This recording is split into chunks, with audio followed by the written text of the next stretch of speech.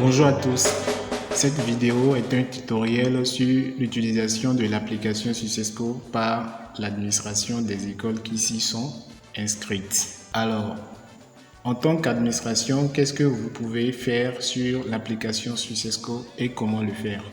Dans l'administration des comptes Successco, dès que vous êtes connecté à votre école, vous gérez l'inscription des élèves, vous gérez les données comptables, vous avez le contrôle des notes saisies sur l'application par vos enseignants, vous pointez les heures de cours exécutées par chacun des enseignants, vous pouvez y charger les emplois du temps des classes, vous contrôlez les heures de colle en rime avec leurs motifs, vous suivez l'évolution du programme de chaque enseignant.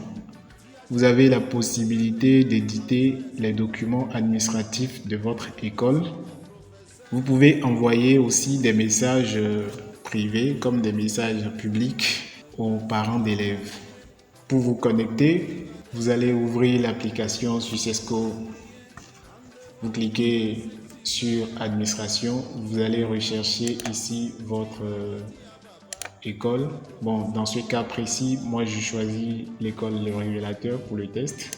Vous cliquez sur Continuer dès que vous avez sélectionné votre école et vous cliquez pour saisir les clés de connexion, c'est-à-dire le nom d'utilisateur et le mot de passe. Vous cliquez sur Connecter et vous êtes dans votre compte.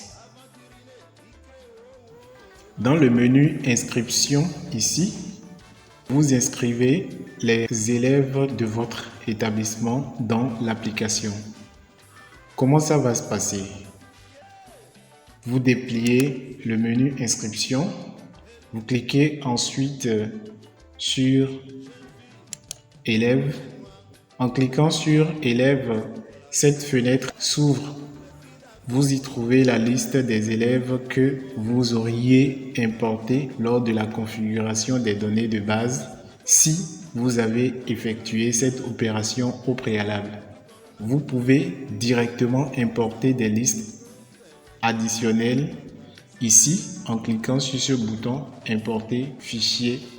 Vous pouvez également inscrire directement les élèves un par un dans l'application en cliquant ici sur ce bouton. Et donc nous allons cliquer, voilà, en cliquant, voici ce qui apparaît dans la fenêtre qui s'ouvre. Vous remplissez le formulaire de renseignement dans cette fenêtre, puis vous validez ici en cliquant sur Ajouter élève. Ici, dans la liste des élèves, ce bouton permet juste de supprimer un élève. Celui-ci permet de voir les détails, c'est-à-dire les informations concernant cet élève-là. Les informations de nom, prénom, les informations de ses parents, le nom, prénom de ses parents, le numéro de téléphone de ses parents. Nous avons aussi le code connexion de ses parents et les codes connexion de lui-même, de l'élève même. Voilà. Donc ici, nous avons le code connexion de l'élève, le mot de passe de l'élève. Ces informations doivent normalement parvenir à chaque élève. Et c'est à base de ces clés de connexion qu'il pourra avoir accès à son compte en tant qu'élève. Cela suppose que tous les élèves de la liste des élèves doivent être informés, doivent recevoir en fait leur code connexion suivi de leur mot de passe. Donc pareil pour les parents.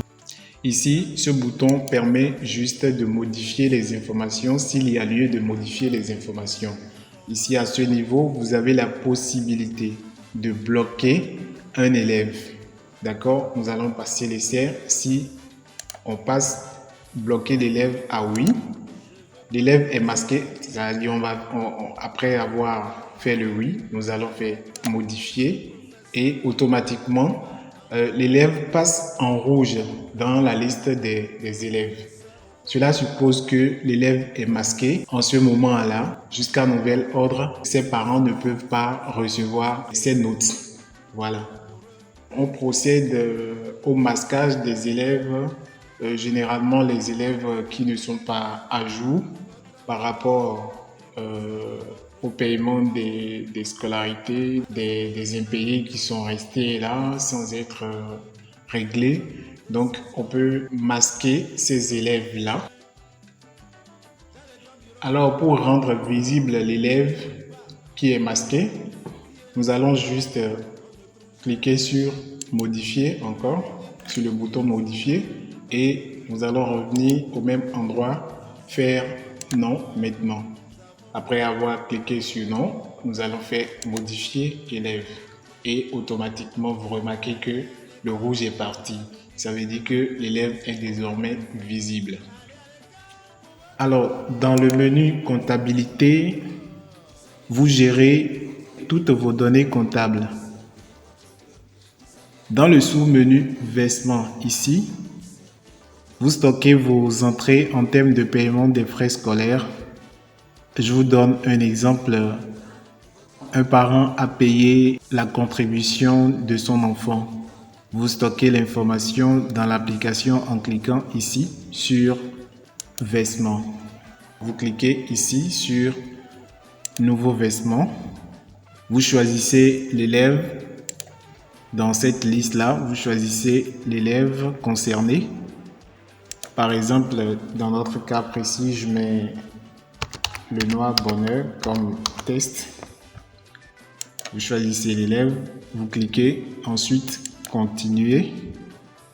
Vous choisissez le type de frais, ici entre frais de scolarité, frais de TD ou frais de cantine. Première tranche ou deuxième tranche selon les tranches que vous avez préalablement définies dans la configuration des données de base.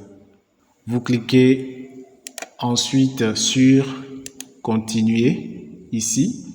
Alors dans cette fenêtre, la scolarité ici est de 75 000. C'est un exemple. Le montant antérieurement réglé est de 0 francs. Du coup, le reste à payer est encore 75 000. Ce qui nous concerne, nous allons entrer ici le nouveau règlement, peut-être 50 000. Bon, le chiffre apparaît parce que je l'ai déjà utilisé une fois. Donc peut-être 50 000 de règlement. Puis nous allons cliquer sur valider le versement. Donc quand je valide, automatiquement, dans la liste des versements, vous allez voir le nouveau versement apparaître ici. Le Noah Bonheur, 6e, frais de scolarité et le règlement c'est 50 000. Vous avez la possibilité d'imprimer le reçu de l'opération ici sur ce bouton. Et à ce niveau, vous avez la possibilité de corriger une éventuelle erreur. Ici, vous pouvez tout simplement supprimer l'opération. Alors, l'autre chose, c'est que vous pouvez également effectuer les versements à partir d'une nouvelle inscription directement. Dans le sous-menu dépenses, vous allez stocker les dépenses effectuées par l'administration. Pour charger une dépense effectuée par exemple par l'administration, vous cliquez ici sur dépenses et nouvelle dépense ici. Vous remplissez le formulaire de renseignement et vous validez ici sur ce bouton. Le sous-menu salaire représente l'endroit de stockage des informations relatives au salaire payé au personnel. Vous l'ouvrez, vous cliquez sur le bouton paiement salaire, vous remplissez le formulaire de renseignement puis vous validez ici sur ce bouton.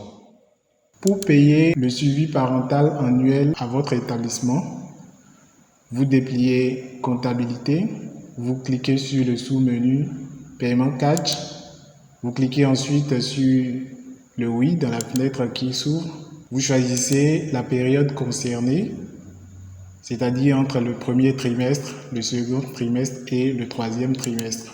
Ensuite, vous cliquez Continuer. Alors, la fenêtre qui s'ouvre représente le récapitulatif de l'opération, le nombre d'élèves concernés, le montant à régler. Vous sélectionnez l'opérateur. Ensuite, vous saisissez votre numéro de paiement, puis vous cliquez sur Continuer. Vous allez continuer l'opération sur votre téléphone portable en suivant les instructions de validation. Au cas où la somme de l'opération dépasse le montant global autorisé par le système de paiement, vous devez reprendre jusqu'à payer le solde de l'opération. Le menu Notes est le coffre où sont logées les notes que les enseignants saisissent après les devoirs de table. Là-dedans, vous avez les notes en cours de saisie ici. Vous avez les notes déjà finies de saisie qui sont donc à contrôler et valider par l'administrateur principal qui, lui, se chargera de faire parvenir les notes aux parents d'élèves. Nous avons ici la liste des notes déjà validées et dans ce sous-menu, nous avons une synthèse globale de toutes les notes, c'est-à-dire les notes déjà validées de toutes les classes. Nous avons ici l'onglet Bulletin de notes. Je déplie les sous-menus pour que vous ayez une idée claire. Donc, quand on va dans Contrôle et validation des notes, voici ce qu'on voit. On a le trimestre, vous avez la possibilité de défiler dans les trimestres. Vous avez aussi la possibilité de cibler la classe concernée. Vous avez la possibilité de prendre toutes les classes à la fois. Après ça, nous avons les matières. Vous pouvez aussi choisir une matière. Cette croix représente, signifie que la note est en cours de validation, que l'administration n'a pas encore contrôlé et validé cette note-là. Donc, si l'administration veut contrôler et valider les notes de mathématiques 6e, par exemple, pour le premier trimestre, l'administration va cliquer ici sur Contrôler et valider. Alors, les notes chargées vont apparaître ici. L'administration contrôle et attribue une qualité. Après contrôle, l'administration valide les notes ici. Alors, si après contrôle, l'administration a remarqué des erreurs, elle peut renvoyer la note pour correction au niveau de l'enseignant concerné. En cliquant bien sûr sur ce bouton, retourner la note pour correction. Alors, ça c'était contrôle et validation. Après contrôle et validation, nous avons les notes validées qui vont s'afficher ici. Vous voyez par exemple la 6e A, anglais, interrogation du premier trimestre. Nous avons ce libellé là. Donc, on a déjà contrôlé, on a attribué la qualité. Donc, ici dans Action, nous pouvons consulter ces notes-là. Et comme vous le voyez, on ne peut plus modifier, on ne peut plus rien modifier ici. Mais nous avons quand même la possibilité d'annuler la validation, d'accord, et de renvoyer encore la note pour correction. C'est des possibilités. On peut toutefois jusqu'ici détecter des erreurs. Dans ce menu, nous avons la synthèse globale des notes. Donc, quand on prend par exemple la classe de seconde et la matière, le français, nous avons la note de tous les élèves. Vous voyez, ça c'est la liste des élèves. Nous avons par exemple cet élève-là et celui-ci. Tout ça, ce sont des données fictives. Ce ne sont pas des données qui existent nulle part. C'est des données que nous avons entrées dans l'application pour faire le test. Donc, comme vous voyez, la synthèse des notes, ça se présente comme suit. Nous avons les interrogations, la moyenne des interros, nous avons les devoirs et la moyenne générale. Ici, AJ signifie que l'élève n'a pas fait devoir ni les interrogations, mais il avait signalé son absence, c'est-à-dire son absence est justifiée. Ensuite, nous avons le menu bulletin de notes. Comme vous le voyez, nous avons les classes, chaque classe, et vous avez la possibilité de consulter les bulletins par ici. Donc, automatiquement, au fur et à mesure que les notes sont entrées, le bulletin est dynamique. Le système prend en compte et ajoute au fur et à mesure les notes avec en même temps le calcul des moyennes. Donc, le menu pointage des heures ici, nous avons le menu pointage des heures. Le menu pointage des heures représente le contrôle des heures exécutées ou bien le suivi des heures exécutées par chaque enseignant. Quand nous prenons par exemple la 6e A, quand nous prenons par exemple l'enseignant de mathématiques, ici, le nombre d'heures déjà exécutées est 7 heures. Il a dernièrement exécuté 4 heures. D'accord? Nous venons ici pour faire ajouter et nous allons ajouter 4 heures. Si nous avons des observations à faire, nous allons les mettre ici et nous allons valider ici. Automatiquement, vous remarquez que l'heure exécutée est passée de 7 à 11. Le menu emploi du temps. Le menu emploi du temps, comme on l'avait dit précédemment, c'est un endroit où l'administration peut afficher l'emploi du temps des classes, c'est-à-dire les horaires et les classes du déroulement des cours pour les classes volantes. D'accord? Pour ajouter les emplois du temps, on va venir ici, on va faire configurer, on va venir ici, on va cliquer choisir un fichier. Nous aurions déjà au préalable préparé notre fichier, soit en image, en document PDF, en document Word ou Excel, que nous allons sélectionner. Après avoir sélectionné le document à importer, nous allons cliquer Ouvrir pour l'importer dans la plateforme. Après que nous avons importé le fichier apparaîtra ici, le nom du fichier apparaîtra ici et ensuite nous allons valider. Le menu absence. Dans le menu absence, l'administration a les informations d'absence des élèves que les enseignants renseignent chaque jour. Voilà. Par exemple, nous avons la 6e. L'administration vient ici, cliquer, consulter pour voir les absences de chaque élève. Nous prenons par exemple l'élève Lenoir, il a été absent le 17, il a été absent le 9 du mois suivant. Donc, c'est le récapitulatif des absences, c'est-à-dire des cours manqués. Le menu conduite. Dans le menu conduite, c'est pareil. Nous avons le récapitulatif des heures de colle avec bien sûr les motifs. Nous avons par exemple cet élève Amadou ou Adamou, voilà, qui a écopé de 16 heures, d'accord. Et ici, on peut voir les détails, c'est-à-dire les motifs de ces heures de colle. Et nous pouvons remarquer qu'il a eu 4 heures pour un motif d'insubordination, d'accord, et un autre 2 heures pour le motif d'impolitesse. Le menu niveau de programme. Ce menu permet à l'administration de suivre en fait le niveau d'exécution, c'est-à-dire l'évolution du programme de chaque enseignant. Okay? Quand nous prenons par exemple la 6e, nous allons cliquer sur niveau programme et nous allons entrer la matière, par exemple le français, et nous allons faire afficher programme.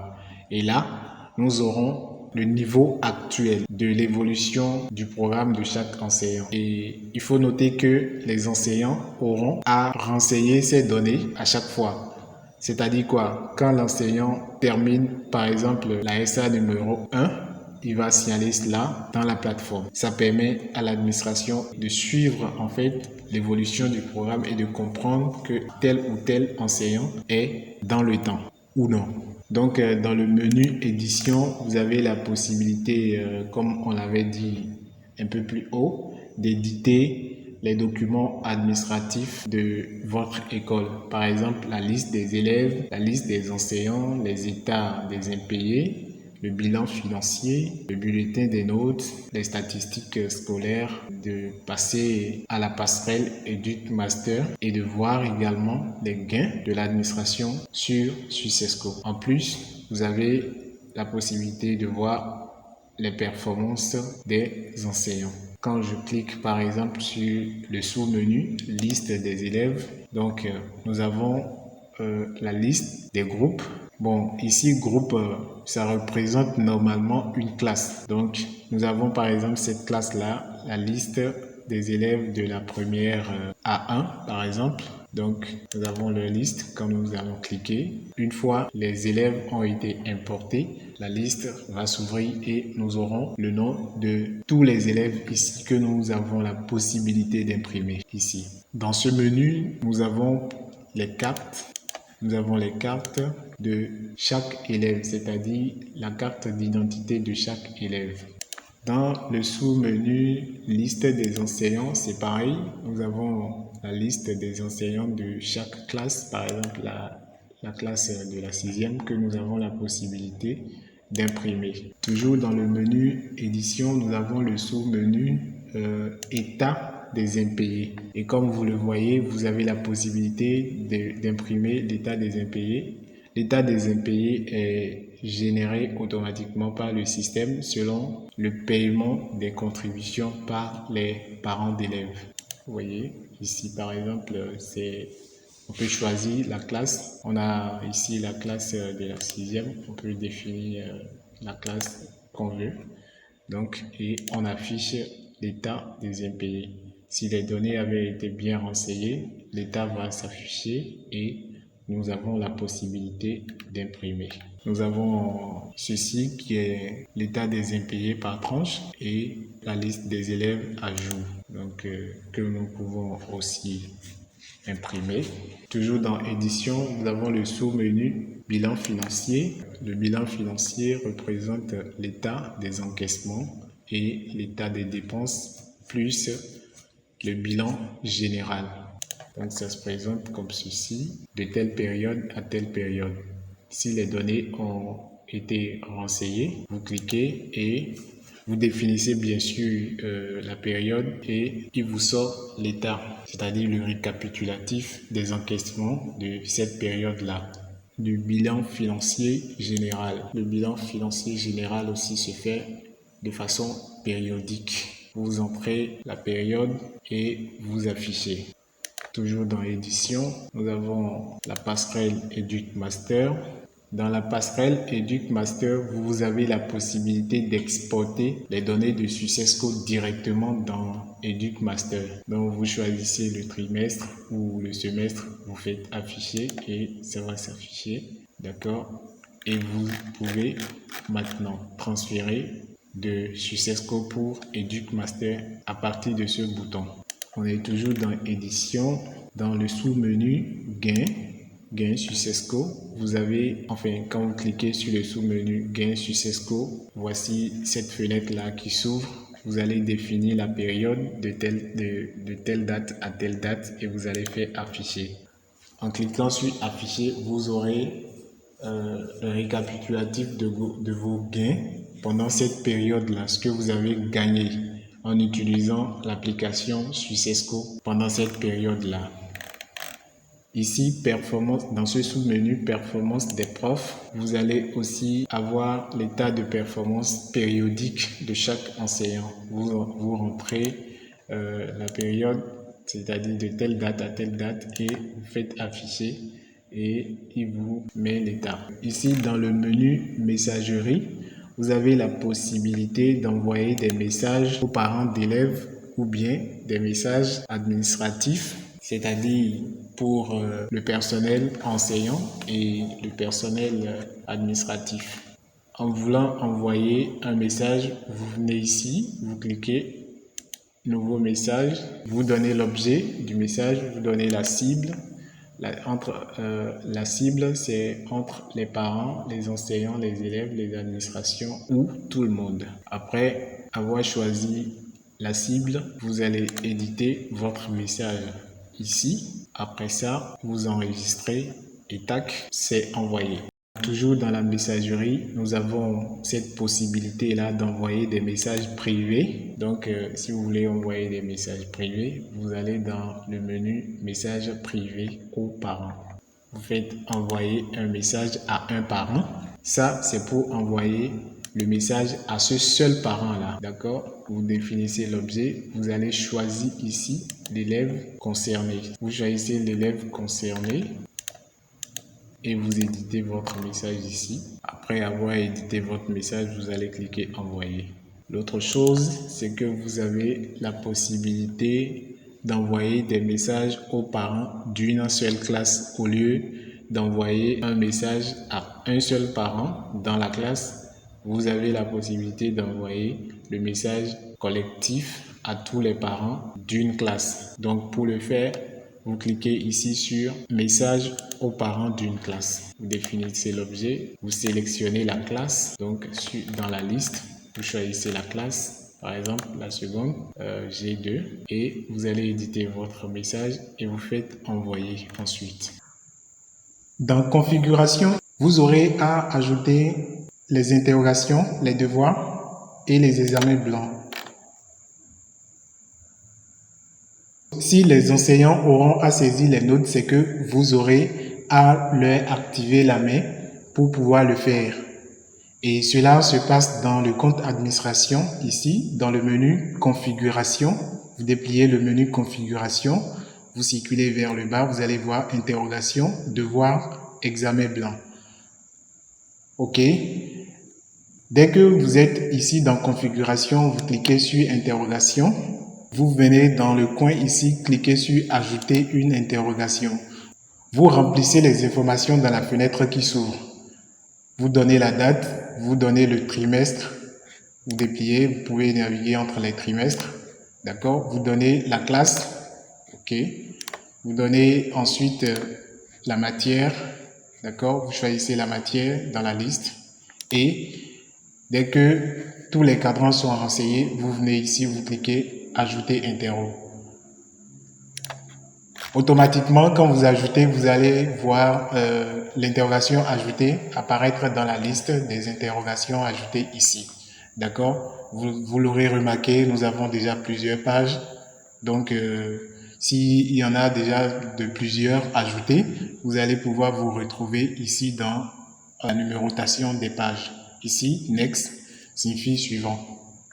Si vous voulez ajouter un devoir également, vous allez faire la même chose. Vous cliquez sur configuration, vous venez sur devoir, vous cliquez. On va faire comme on a fait pour les interrogations, c'est le même processus. Vous venez dans le coin ici, vous cliquez ajouter un devoir, vous remplissez les informations dans la fenêtre qui s'ouvre et vous cliquez sur ajouter devoir par ici.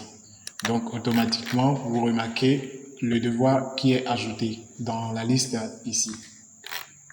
Si on veut ajouter également les examens blancs, c'est le même processus. Vous venez dans configuration, vous venez sur examen blanc, vous cliquez, vous revenez dans le coin ici sur le bouton ajouter un examen blanc. Vous faites la même chose comme les interrogations et les devoirs. Après, vous cliquez sur ajouter examen blanc et ce que vous venez d'ajouter apparaîtra ici dans la liste. Vous remarquez ici qu'il n'y a pas de données parce que nous n'avons rien ajouté. Alors, dans le menu configuration, nous avons un sous-menu qui est compte enseignant. Dans ce sous-menu compte enseignant, vous allez juste avoir les informations de chaque enseignant. Les informations de chaque enseignant impliquent juste le nom de l'enseignant, son prénom, son numéro de téléphone et son mot de passe. Ce mot de passe doit être communiqué à chaque enseignant. Ça représente son mot de passe de connexion, c'est-à-dire sa clé de connexion à son compte en tant qu'enseignant. Il l'utilisera dans ce sens-là pour se connecter à son compte. Nous avons le compte utilisateur. Nous l'avons déjà expliqué dans notre tutoriel sur la configuration des données de base.